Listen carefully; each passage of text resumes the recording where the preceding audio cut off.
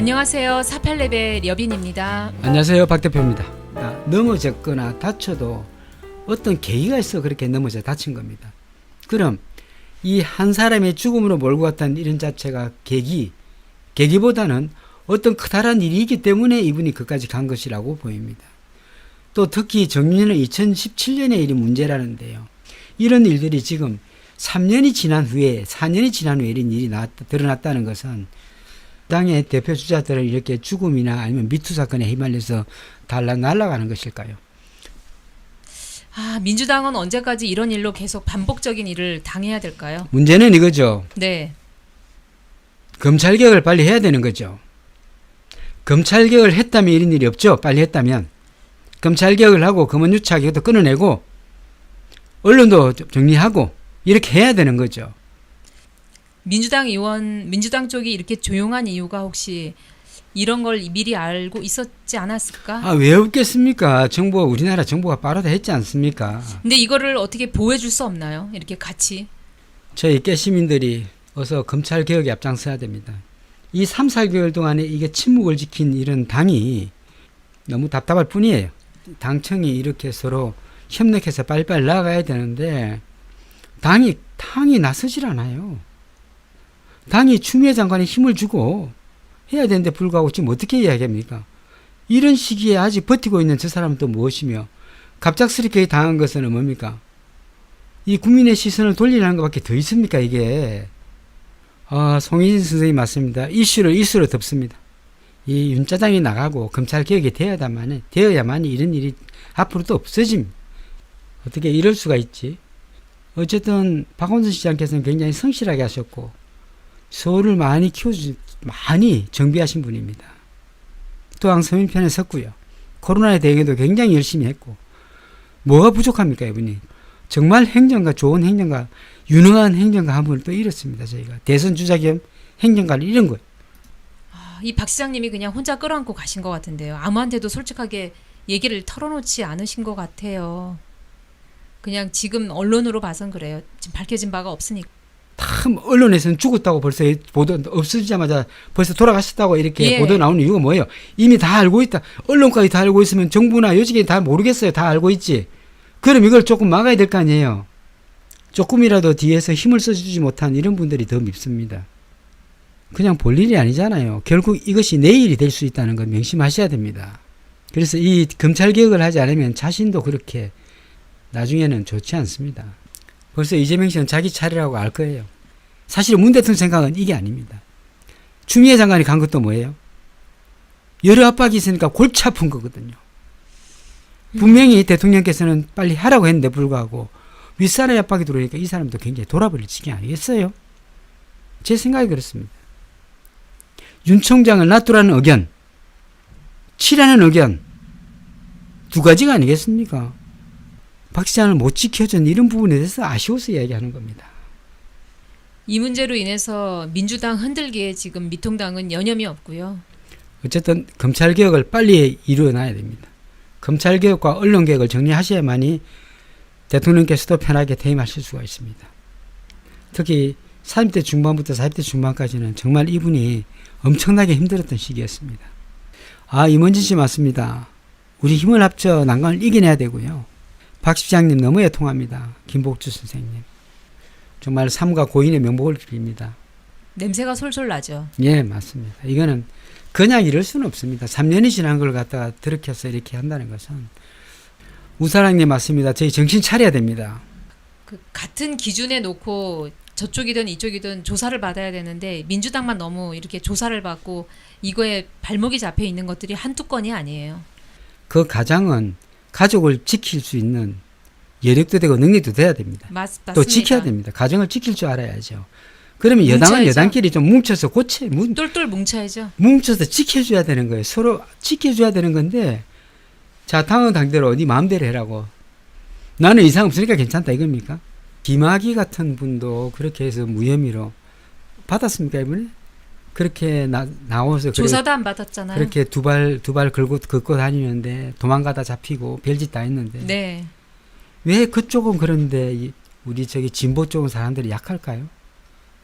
좀 독하게 가시지. 그만큼 순수하다는 것이죠. 송도숙 선생님, 노 대통령, 노회찬, 조 법무부 장관, 한명숙 총리, 다음에 박 시장님, 다음 누구일까요? 이인숙 선생님 맞아요. 저희가 바라는 게 바로 민주당이 좀 똘똘 뭉쳐서 서로 도와주면은 어떨까. 이런 부분이 왜 어려운가. 이런 게 왜- 조금 답답하죠. 왜 가장이 어떻게 보면 당 아닙니까, 당. 그럼 가장이 좀 지켜줘야 될 건 지켜줘야 되고, 밀어줄 건 밀어줘야 되고, 안 될 거는 좀 내려오라고 이렇게 해야죠. 언제를 줘야지, 미리. 문재인 대통령님한테 부담을 안 주기 위해서라는 것도 약간 포함이 된 것 같아요. 이 정권에 부담을 주기 싫어서. 조국 전 장관님도 마찬가지고요. 유시민 장관이 서울시장 나오겠네요. 송희진 선생님의 꿈을 보면요.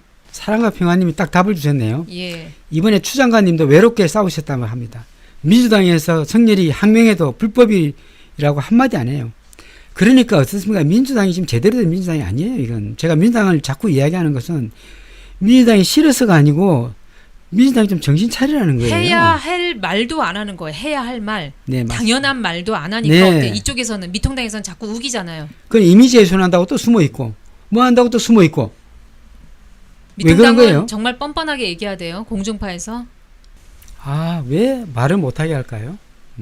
그것은 위에 선에 윗선에서 그렇게 이야기하는 것이겠죠. 윤석열은 아마 사퇴할 겁니다. 본인 스스로 사퇴할 가능성이 높고요. 사퇴하라면 또 안 합니다. 그 대통령이 인사권자인데 사퇴시키면 몰라 자르면 모를까요? 사퇴하라면 안 하고 하지 말라면 합니다. 왜 저희 여당은 잘 못 뭉칠까요? 저희 여당은 당청정이 똘똘 뭉쳐서 이렇게 왜 한 목소리를 내지 못하는 걸까요? 나중에라도 명예 회복이 될 수 있기를 바랍니다. 네. 예, 앞으로는 다시는 민주당에 이런 일이 없기를 바라고요. 민주당 쪽에서도 똘똘 뭉쳐서 서로서로 의원들끼리 보호해주고 감싸주고 한 목소리 낼 수 있는 민주당이 되기를 바랍니다.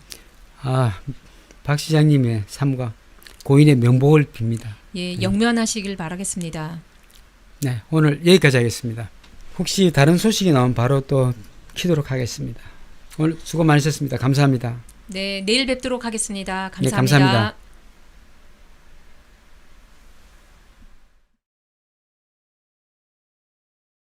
죽음 예지에 대한 꿈 해몽을 해보도록 하겠습니다. 네. 노인이 꽃가마를 타고 어디든지 가는 이런 꿈은 죽는 꿈입니다.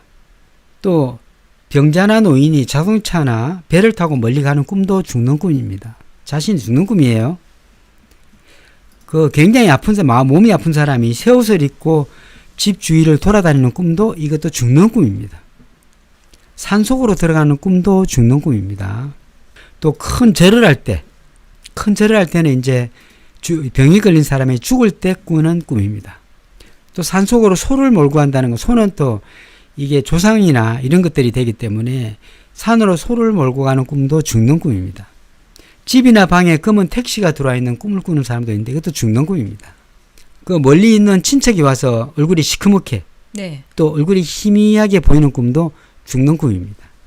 고목이 오래된 나무가 부러지는 걸 보면 그 사람이 죽는 꿈을 꾸는 것입니다. 근데 본인이 당하는 꿈인가요? 예, 예. 아, 극장에 막이 갑자기 내려질 때도 죽는 꿈입니다. 연못에 큰 이 물고기들이 죽어서 둥둥 떠 있을 때도 이것도 죽는 꿈입니다. 이거는 이제 실제로 제가 실정 사례인데요. 어떤 아주머니와 엄마가 하얀 소복 차림에 상여 뒤를 따라가는 꿈을 꾸고 환자가 얼마 안 있어 죽었답니다. 집안 환자가. 네. 그래서 이 꿈은 실정적 사례를 말씀드리겠습니다.